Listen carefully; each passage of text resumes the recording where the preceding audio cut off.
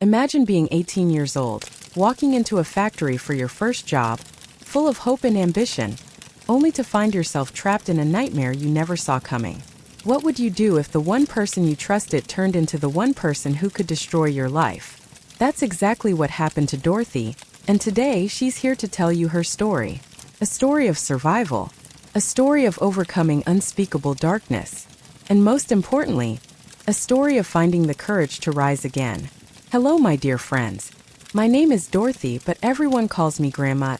I'm 71 years old, born in Cincinnati, Ohio in 1953, and today, I'm sharing a story I've kept locked in my heart for over 50 years. It's a story that, until now, I've never told anyone, not even my children, but I feel it's time for you to hear it, and perhaps it might help someone else who's been through something similar. It all started back in 1971 when I was just 18 years old. My life back then was a far cry from what you might imagine for a young girl in her prime. My father had died in a tragic accident the year before, and my mother, who was left to raise me and my 3 younger siblings, could barely make ends meet. We were scraping by on Social Security checks, which were barely enough to cover the rent on our small house in the Riverside neighborhood of Cincinnati. One evening, after hearing my mother's tearful plea, "Dorothy, you're the oldest. I need you to help support this family." I knew I had no choice. I had to find work. And so I started knocking on doors, seeking any job I could find. The stores said I needed experience. The families wanted someone older. I was starting to lose hope when a neighbor told me about a factory, Johnson Textiles. They hire young girls, it's hard work, but they pay on time every month. I decided to give it a shot, not knowing that this factory would change my life forever. Before I go on, I'd love to hear from you. Where are you watching from today? I always enjoy hearing from so many of you across the country. And if you're a grandparent, or have children and grandchildren of your own, I'd love to know how many you have. Your stories mean so much to me. So let's go back to that March morning in 1971, when I first walked into Johnson Textiles. I was nervous but hopeful. Little did I know, this was the beginning of a chapter that would scar me, but also lead me to discover my own strength that I never knew I had. At 18, I thought I had it all figured out.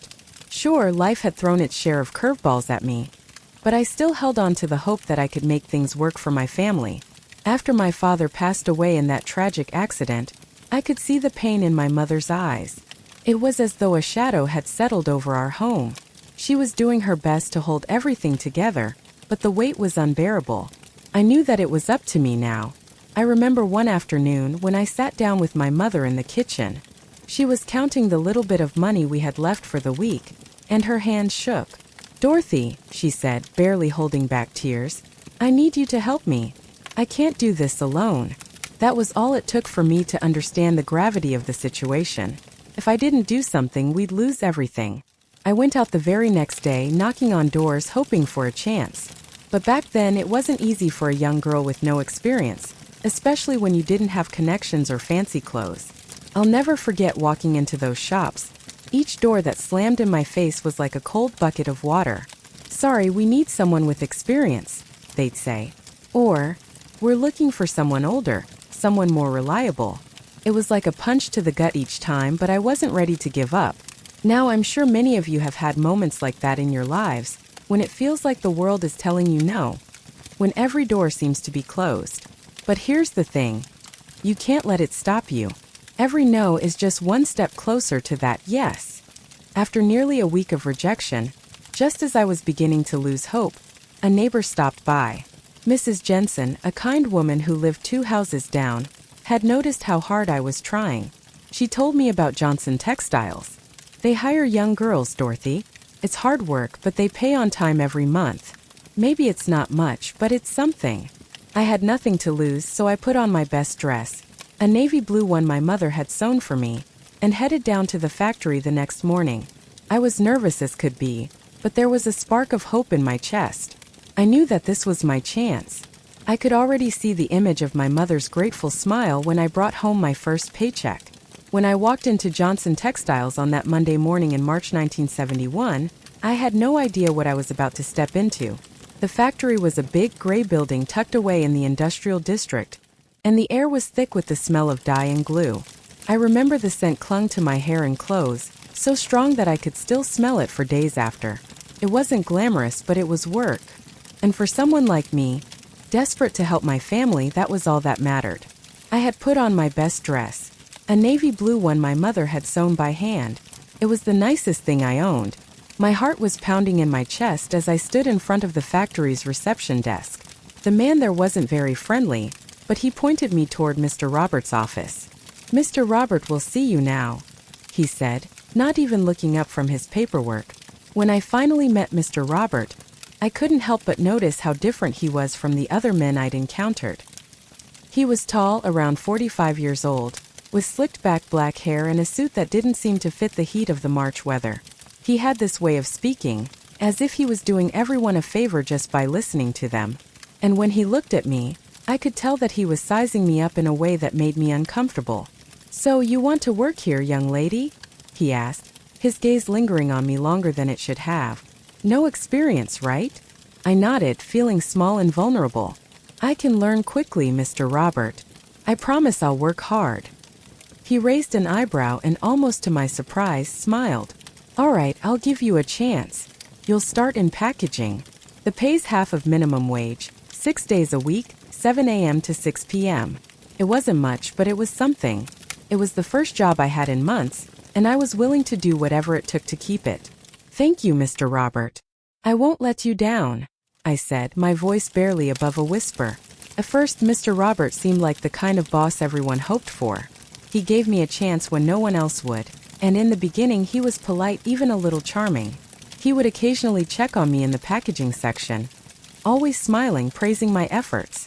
"You're adapting well, Dorothy," he would say, his hand lingering a little too long on my shoulder. I didn't think much of it at first. After all, he was the boss and he was just being friendly, right? But as the days passed, I started noticing small things that made me uneasy. Sometimes he would stand behind me while I worked, too close, breathing heavily on my neck. It wasn't just the heat from the machines. There was something more suffocating about his presence. I tried to ignore it, telling myself it was just my nerves, that I was overthinking things. It was Connie, a 20-year-old woman who worked in the same section, who first warned me. "Be careful with Mr. Robert," she said one afternoon during lunch, her voice low and serious. "He's got a habit of targeting the new girls, especially the pretty ones." I didn't want to believe it. He hadn't done anything outright inappropriate, just a few lingering touches here and there. But Connie's words stayed with me, and deep down, I felt something wasn't quite right. I still tried to brush it off, telling myself he was just being nice. But soon the behavior became more obvious. Every few days, he would call me into his office to discuss my performance, although nothing about my work had been problematic. The first time I brought Connie along with me just to be safe. "You don't need to bring anyone," he snapped, his tone sharper than usual. "It's just about your work, Dorothy." I realized then that what I had brushed off as harmless was something much darker. But there was no way out. I had to keep my job. My family needed that money. It wasn't long before I began to realize that Mr. Roberts' behavior wasn't just about making me feel uncomfortable. It was something much more insidious. And the worst part? I wasn't the only one. Connie, the young woman who had taken me under her wing in the beginning, noticed how things were escalating with Mr. Robert. She had been there longer than I had, and over the years she had seen his pattern before. She wasn't surprised by his attention toward me, but she was deeply concerned. One afternoon, as we sat in the factory cafeteria, eating our lunch, she leaned over and whispered, "Dorothy, listen to me. I know this sounds crazy, but you need to be careful with Mr. Robert. He has a thing for the new girls, especially the pretty ones. And you're a target now. If he calls you into his office, don't go alone." I felt a chill run down my spine. "What do you mean?" I asked, trying to keep my voice steady. "Just trust me. I've seen it happen before. You'll start out thinking it's just work talk, but before long it becomes something else. Don't go alone. Please. You're too nice, Dorothy. Don't let him take advantage of you." Her warning made me uneasy, but I couldn't fully grasp what she meant. I had been taught to respect authority, to be polite, to not cause trouble. Mr. Robert hadn't done anything that I could call wrong. Just small, subtle things that I wasn't sure how to process. But Connie was persistent. "Promise me you'll always bring someone with you." even if you have to make up an excuse. Just don't go alone, Dorothy. At that moment, I made a promise to Connie.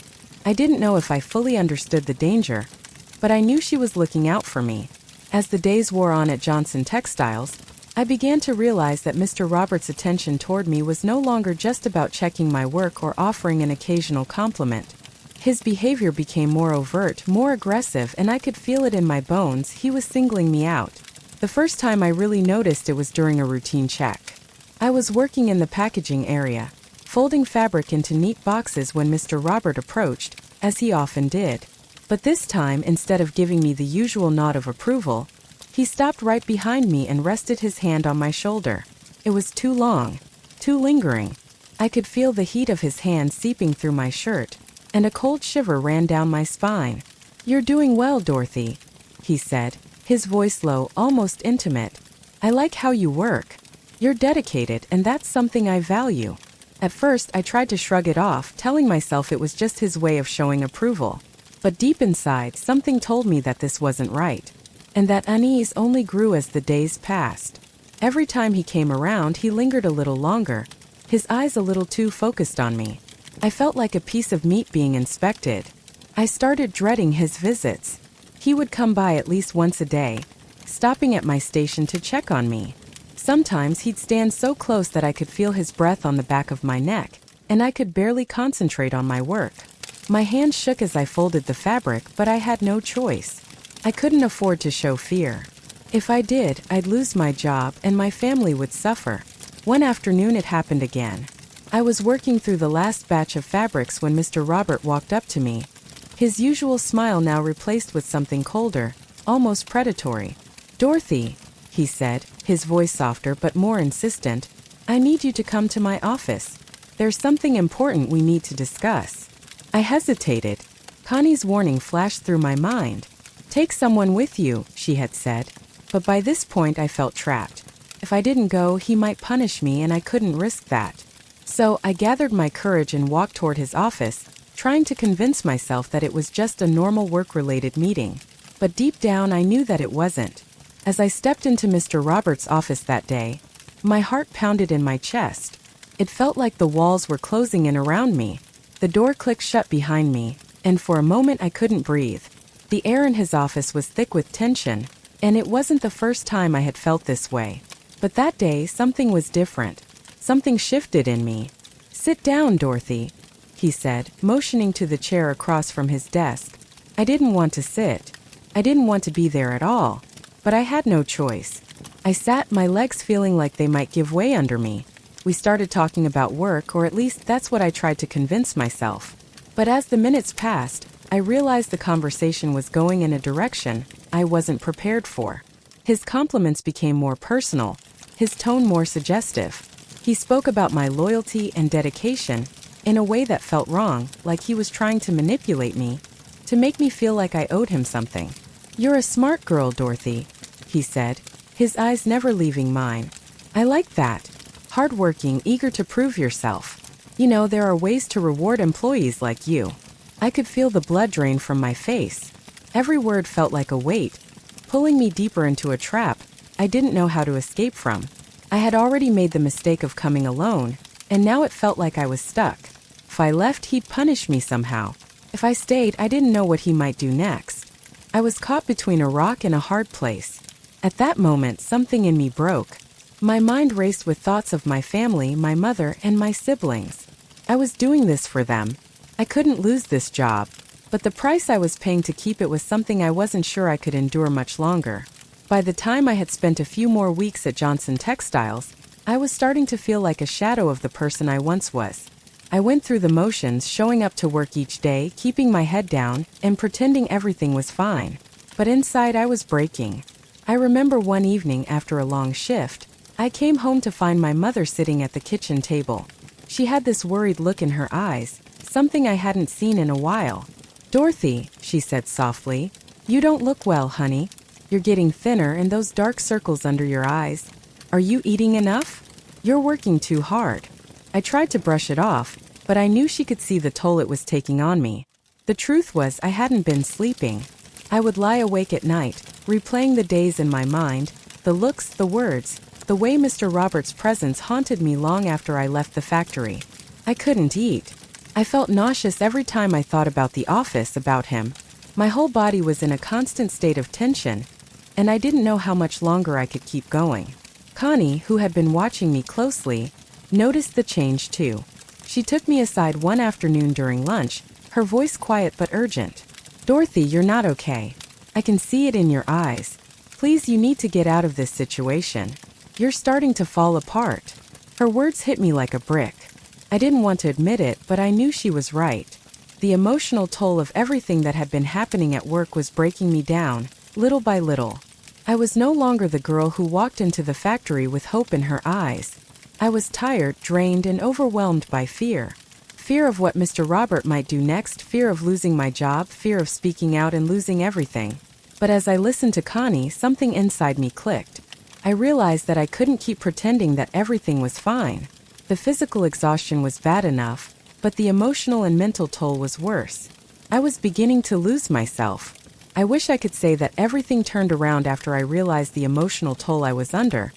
But the truth is, the turning point came at a cost I never imagined. It was the last Friday of November 1971, and I had just finished the last shipment of the day, my hands sore and my mind foggy from the constant pressure. The factory was quieter than usual, with most of the other workers already heading out. I was finishing up when I saw him, Mr. Robert, standing in the doorway of the packaging area. "Dorothy," he called, his voice cold and commanding. "I need to speak with you in my office. Now." My heart sank. I knew what this meant. I had been dreading this moment, but I couldn't avoid it.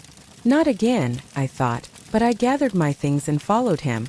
When I stepped into his office, I noticed he was acting a little different that day. More agitated, pacing back and forth like he was trying to contain something. I sat down, trying to keep my composure, even as my stomach churned with fear. We talked briefly about work, but soon his words shifted. His comments grew more aggressive, more demanding. He began to make promises of promotions, raises, things I knew weren't just about my performance.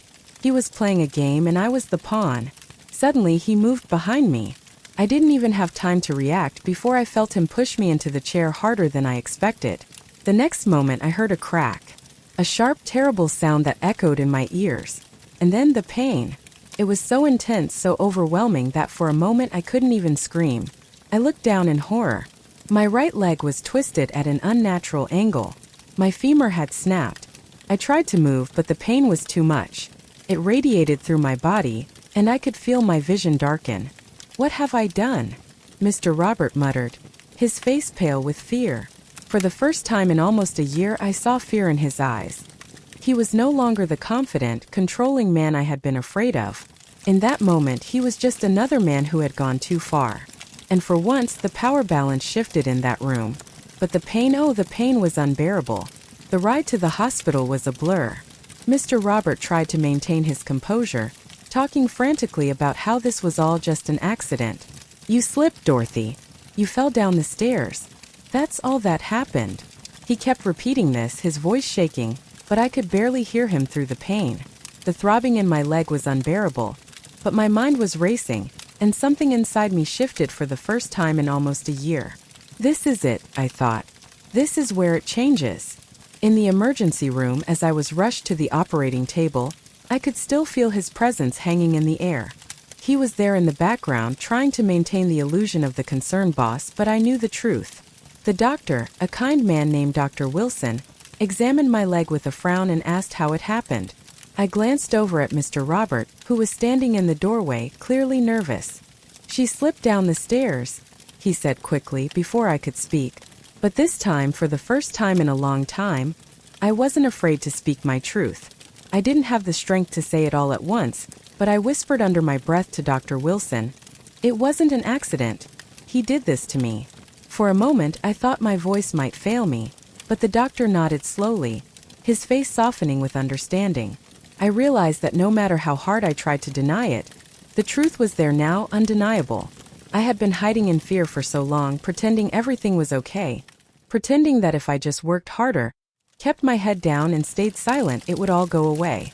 But now my broken leg had become a symbol of everything that had been wrong, and for the first time it felt like I had something to fight with. I wasn't just a victim anymore. I was finally aware of my own power, my ability to stand up for myself. When I was lying in that hospital bed, recovering from surgery, I felt something shift inside me. I had a decision to make. I could go on pretending like nothing had happened, go back to work and allow Mr. Robert to continue his reign of terror over me and the other girls. Or I could do something about it. I could stand up. I could fight for myself, for the other women he'd hurt, for the dignity I had lost but could still reclaim. That night, after the pain meds started to ease the physical agony, I made my choice. I wasn't going to stay silent anymore. It wasn't just about my leg. It was about my life, my dignity, and the chance to help others who were too scared to speak. After that night in the hospital, something changed in me. I had made the decision to fight back, and although I still felt the weight of fear pressing down on me, a small spark of hope began to grow. I knew I couldn't face this battle alone, so I reached out for help. It was the first time I ever truly understood what it meant to ask for help, and how powerful that simple act could be. I contacted Dr. Sarah, the psychologist who had come to see me during my hospitalization. She had already suspected something wasn't right, and when I told her the truth, she listened intently, never interrupting, never judging. She helped me connect with Mr. Thompson, a lawyer who specialized in cases like mine. I remember that first meeting with him. It was like a weight had been lifted off my shoulders just by talking to someone who truly understood. Mr. Thompson was calm, steady, and reassuring. He didn't promise me an easy fight, but he told me one thing that stuck with me. Dorothy, your case is strong. We have your testimony, we have the medical evidence, and we have a pattern of behavior. But I need you to be ready. It won't be easy. There will be resistance. And resistance came in ways I hadn't expected. As soon as the lawsuit was filed, Mr. Robert went into damage control mode. He hired a top lawyer, a man named Charles Mason, who was known for defending powerful businessmen. Mason's job was clear: discredit me, paint me as a liar, and destroy my credibility. The first hearing was scheduled, and when Mr. Robert entered the courtroom, I could feel his eyes on me. For the first time, I wasn't afraid. I had finally found my voice, but I could tell that the fight was going to be long and hard. The tactics Mr. Mason used were ruthless. He tried to paint me as an opportunist, someone trying to take advantage of a work accident for financial gain. "Isn't it strange," he asked during cross-examination, "that Dorothy never reported any of this before the accident? Why now?" He even suggested that my loyalty to Mr. Robert was the only reason I had stayed at the factory for so long. Every word felt like a blow, like I was being torn apart in front of the very people who should be protecting me. But as painful as it was, I stood my ground. I wasn't going to let them turn me into the villain. With every question they asked, I grew stronger. I realized that the only way forward was to stay true to myself, no matter how hard they tried to make me doubt my own truth. I wasn't alone in this fight. My lawyer, Mr. Thompson, stood by me every step of the way, guiding me through the process, explaining each twist and turn. And then, little by little, the truth started to unravel in a way I hadn't expected. It wasn't just my word against his. The testimonies of other women who had experienced the same abuse, began to come forward. One by one, they shared their stories, each confirming the pattern of behavior that Mr. Robert had used to manipulate and control us. As the trial progressed, the weight of the situation began to take a toll on me in ways I hadn't anticipated. It wasn't just the legal battles, the constant pressure from Mr. Robert's lawyers, or the public scrutiny. It was the mental and emotional strain of facing someone who had controlled me for so long, someone who seemed to think he could still intimidate me even now. It started with the phone calls. I'd wake up in the middle of the night to the sound of the phone ringing, my heart racing. When I picked up, there was always a cold, threatening voice on the other end. "You think you're going to win this? You have no idea who you're messing with." Sometimes it was Mr. Robert himself, though he never identified himself directly. His voice was calm, too calm. "You're making a big mistake, Dorothy. I'll make sure everyone knows what you really are." The threats weren't just about me. They were about my family, too. "Your mother and your siblings. They won't be spared. You think I don't have enough influence to make their lives miserable?" I didn't know how much of it was idle threats, but in those moments I felt powerless. The fear that had been creeping up inside me came rushing back. Then it wasn't just the phone calls. It was the small things. I'd notice people staring at me on the street, whispers behind my back when I walked into the grocery store. I was no longer just the girl who worked at Johnson Textiles. I was the girl who was suing her boss, the girl who was making trouble. Some people believed Mr. Roberts' side. Others were too scared to speak up.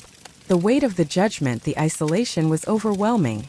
I spent nights lying awake, wondering if it was all worth it. What if I lose? What if I can't handle the pressure?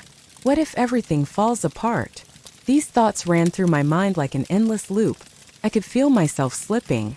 There were moments when I thought I couldn't go on. But then I'd think of the other women, of the girls still working in that factory, of the ones who had left in silence, carrying their own pain. It wasn't just about me anymore. I had come this far, and I wasn't going to let fear stop me. I had already sacrificed so much, my dignity, my peace of mind, my trust, and I couldn't give up now. Not when the truth was finally on the verge of being revealed. I was stronger than I realized, but it took the strength of others to remind me of that. As the legal battle against Mr. Roberts stretched on, I began to realize something I had never fully understood before: the power of community and support. Up until that point, I had been carrying the weight of the situation alone, believing that I had to face it on my own. I kept telling myself that I couldn't burden anyone else with my pain, my fears, or the crushing weight of the lawsuit. I thought that asking for help would make me weak, that it would show I wasn't strong enough to handle things myself. But as the days passed, I started to see things differently. It wasn't just the toll the trial was taking on me physically and emotionally. It was the little signs that started showing up around me. Small acts of kindness, words of encouragement, and unexpected gestures from people I never expected to be there for me. Connie, who had been my rock from the very beginning, was there more than ever. She would stop by my house after work, bringing over homemade meals and sitting with me while I cried. She never judged me, never told me to stop, but simply reminded me that I wasn't alone. She'd say, "Dorothy, we're in this together. You're not just fighting for yourself. You're fighting for all of us. Don't give up." Her words were like a lifeline, pulling me out of the darkness and reminding me that I had something worth fighting for. But it wasn't just Connie. It was the unexpected support I received from other women. Women who had been through similar experiences and knew exactly what I was going through. Marlene, Rosa, Janet, each of them had endured their own battles with Mr. Robert, and when they found out I was taking legal action, they didn't hesitate to come forward and offer their testimony. They shared their stories of fear, of humiliation, of feeling trapped. But together we found a shared strength. I realized then that none of us were truly alone in this. Each of us had been silently suffering, but now we were united by the truth, by the desire for justice. It was a humbling and powerful feeling to be surrounded by such courage, and it made me understand something important. When you have people by your side, when you have a community that believes in you, you can face anything. You're never as powerless as you think. And it wasn't just the women who had gone through the same things. As the case gained attention, I began to hear from others, friends, neighbors, even strangers, who had been following the trial. Their words of encouragement were like rays of light in the darkness. Some had been through similar experiences in their own lives, while others simply offered kind words, telling me they admired my strength and bravery. After months of intense pressure, emotional battles, and a constant stream of threats, the day finally arrived. The verdict was in. Mr. Robert was sentenced to 2 years in prison, and the factory was temporarily shut down. The victory was bittersweet, as the weight of everything we had been through settled on my shoulders. I remember standing there in the courtroom, hearing the judge pronounce the sentence, and for the first time in a long time, I felt a rush of relief. But even though the legal battle was over, the road ahead was far from easy. The scars, both physical and emotional, would take much longer to heal. In the days following the trial, the support I had so eagerly embraced started to fade. The people who had cheered me on, the friends who had stood by my side, were no longer as present. Some of them had believed in me from the start, while others had only supported me because they thought it was the right thing to do. As time passed, I started to realize that not everyone who had supported me was still there for the long haul. The whispers, the rumors, and the judgment from the community made me feel like I was back in that same lonely, desperate place I had been before. I was no longer just Dorothy from the factory.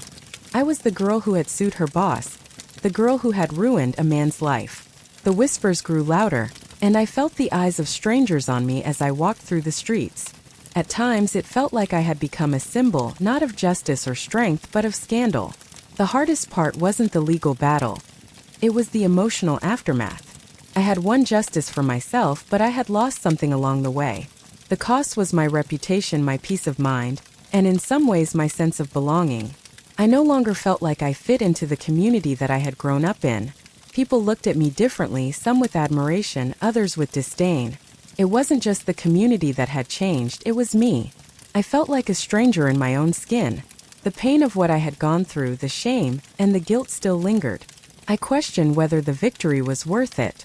But then I remembered the other women, the ones who had come forward to testify, the ones who were still working at the factory, the ones who needed someone to show them that they didn't have to stay silent.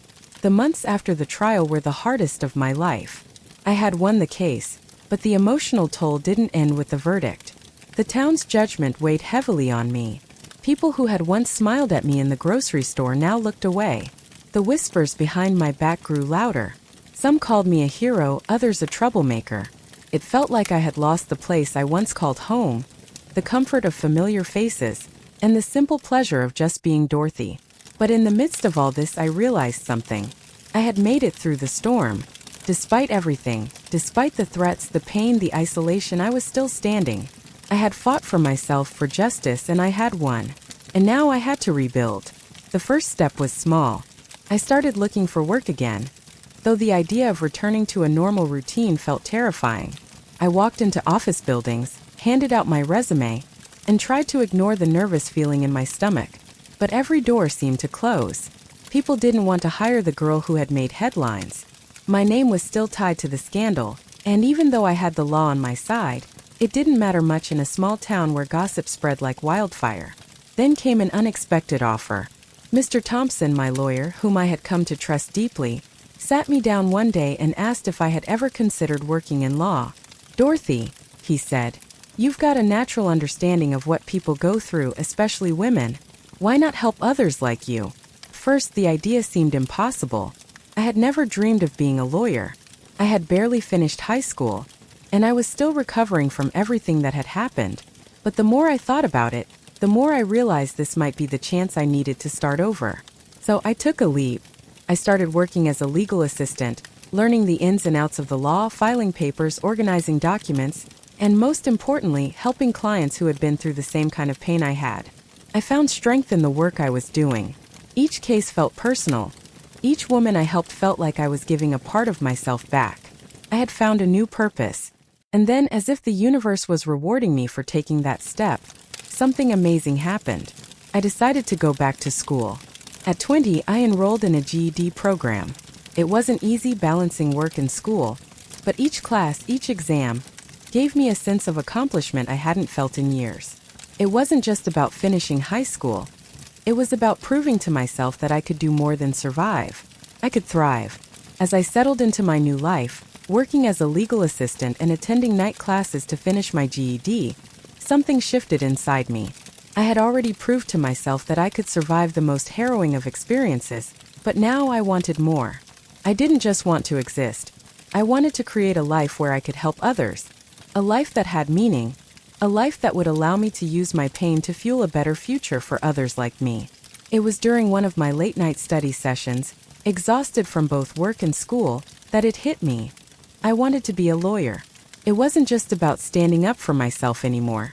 It was about standing up for those who couldn't stand up for themselves. I had always felt like my life was defined by my experiences, by the factory, by Mr. Robert, by the court case. But what if I could change that? What if I could redefine who I was and what my story meant? The idea of law school seemed impossible at first. I had never considered going to college, let alone law school.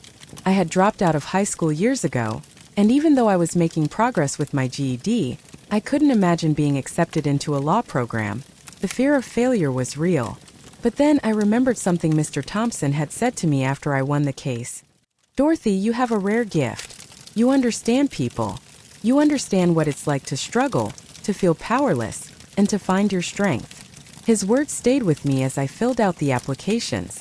Each essay I wrote was a reflection of the journey I had been on, of the girl who had once been trapped in fear, and the woman I was becoming. someone who had the power to change her own life and the lives of others. The day I received my acceptance letter was one of the happiest days of my life. I held it in my hands, staring at the words on the page, still in disbelief. A part of me had always wondered if I was good enough for this kind of future. But now there it was in black and white. I was going to law school. I had made it. The years spent in law school were challenging, to say the least. Juggling schoolwork, part-time jobs, and the emotional weight of my past was no easy task. But every late-night study session, every exhausted morning, felt like it was taking me one step closer to something bigger. By the time I graduated at 27, I knew that the journey I had started many years ago wasn't just about surviving. It was about creating a life that could help others rise from the same struggles I had endured. After graduating, I decided to take a bold step, something that scared me just as much as it excited me. I wanted to open my own law firm. I had spent so many years fighting for justice in my own life, and now I wanted to dedicate my career to helping others who felt powerless. I wanted to be the person who could guide women through their darkest moments, just like Mr. Thompson had guided me. I didn't have much money. In fact, I had to borrow money from family and take on a few smaller cases just to keep the lights on in my tiny office. But I believed in what I was doing. I believed that my story, my struggles, and my desire to give others a voice would resonate with people. Slowly but surely, clients started to walk through the door. First, things were tough. The word hero wasn't exactly what I was being called in my town. There were still some who saw me as the girl who had caused trouble, the one who had brought shame to her community. But over time, I proved myself. Each case I took on, each woman I helped made me stronger. They didn't just teach me about the law, they taught me about empathy, about resilience, and about how far a little bit of kindness can go in making a difference. I remember one case that really solidified my belief in the work I was doing. It was a young woman named Sandra, who had been abused by her boss at a local store. Her story was heartbreaking, so similar to my own. I could see the fear in her eyes, the same fear I had carried for so long. But together we worked through the case. I helped her gather the evidence, testify, and fight back against the man who had used his power to control her. When we won that case, it was like I had found my true calling. I was doing exactly what I was meant to do. I wasn't just a lawyer. I was a voice for the voiceless, a light in the dark for those who needed it most.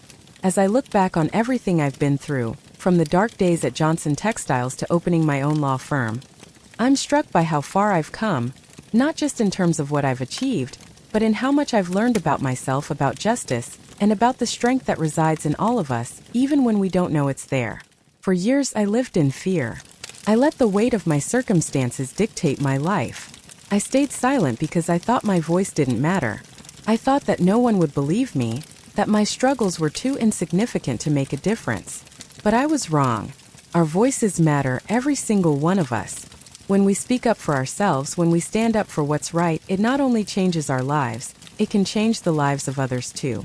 I've spent my life fighting for justice, not just for myself, but for the women who, like me, have been silenced, overlooked, and underestimated. Every time I help someone who's been abused, every time I see a client regain her dignity and confidence, I am reminded of why I started this journey. It's not just about winning cases. It's about giving people the tools to reclaim their lives, to take back the power that was taken from them. Justice isn't just about the law. It's about making sure that no one has to endure the kind of pain and fear that I did, and that others are given the chance to rise above it. I've learned that real strength comes from being vulnerable, from sharing your story and not being afraid to ask for help. And the more I share my story, the more I see how many others are struggling with the same kinds of fears, doubts, and challenges that I once did. We don't heal in isolation. We heal together in community by supporting one another, by lifting each other up when we're too tired to stand on our own. When I look around at the women I work with today, at the clients who come to me for help, I see a reflection of who I once was.